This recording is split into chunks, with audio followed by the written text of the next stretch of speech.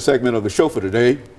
The topic is the National Association for the Advancement of Colored People, and we're talking to Alana McLaughlin, who has given us some information in reference to the establishment of slavery in 1619 and ending in 1865, and the outcome, in a real sense, of the 13th, 14th, and the 15th Amendment. And so, Alana, let's pick up where we left off during that first segment, and to have you to give us some information in reference to efforts to end the institution of slavery that ultimately led to the 13th Amendment. Who are some of the individuals and some of the ideas that played an important part with making people want to oppose slavery? Well, some people just thought that slavery was wrong, and I am one of those people. But also some white people thought that slavery was wrong also. So, for example, Martin Luther King, Rosa Parks, Harriet Tubman, Sojourner Truth, they all thought that slavery was not a good thing, but they all tried their hardest to get rid of slavery, some more than others. As Martin Luther King said, he had a dream that one day we would all live in peace and that one day we would all love each other. One day there would be no hatred, there would just be peace on earth. Rosa Parks had that same idea because they all thought that, hey, why can we not be treated equally like the white people?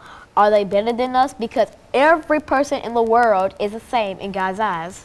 Okay, and so there's a real need and a real sense among all people to end the institution of slavery, and that was done by the 13th Amendment to the Constitution. I think that at one time when we talked about some of these terrorist organizations, one of the groups that you talked about had to do with the birth of the nation. Why don't you give us some information in reference to the birth of the nation and how that fitted into slavery and et cetera? Well, some terrorist groups, they all started because there was this movie, The Birth of a Nation, and it talks about how they treated black people unfairly, and they thought that it would just be, you know, a good idea to just treat them like they're nothing. And The Birth of a Nation really started the chaos back because when it kind of simmered down, when that movie came out, everybody just rose up, and we were all, the black people were all, well, that's unfair because we can be treated equally because slavery is abolished. And then on the white side, they were like, you are nothing, you mean nothing to us. So The Birth of a Nation really started chaos in basically Mississippi to everywhere. And so, so what about this? The Birth of a Nation, as I understand it, was a movie. As a matter of fact, it was a movie, and it dealt with a specific organization. So what organization did this Birth of a Nation deal with?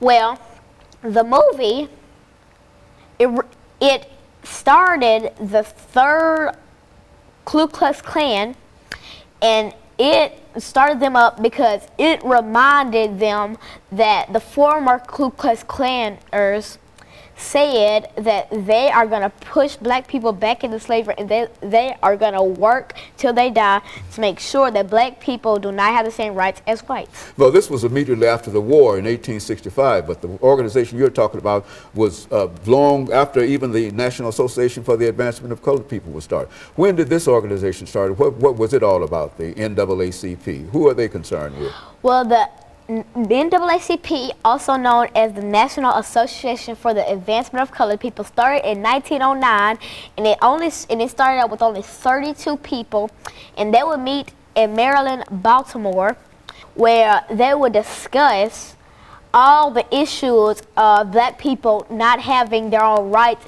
and they have to be segregated. And they have to drink over here, or eat over here, or get shoes at this place, and they weren't treated like the white people were treated, because back then white people were like mad. They were given all the best things. They were royalty, and the black people were just, they treated them like nobodies. They treated them like they didn't exist. And so this organization, the NAACP, started in an effort to try to sort of, I guess you would say, to sort of reinforce these ideas of the 13th, 14th, and the 15th Amendment, to remind people that at one time that Africans were able to exercise those rights, but now, after segregation, now when you talk about segregation, what about this segregation? Well, segregation, it really means that the white and black people can't join together and be one.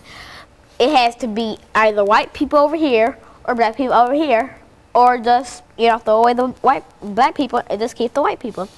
They thought that since the black people originated from slavery, they shouldn't have the 13th, 14th, and 15th Amendments. They didn't want to give them the right to vote. They didn't want them to be citizens. They didn't want to give them freedom. They wanted to push them back into slavery like it was when it was abolished. And so in a real sense, this organization is really concerned about those, what you call civil rights amendments, the 13th, 14th, and the 15th Amendment. Do you think that many people in your class or in your age are aware of the 13th, 14th, and the 15th Amendment to the Constitution?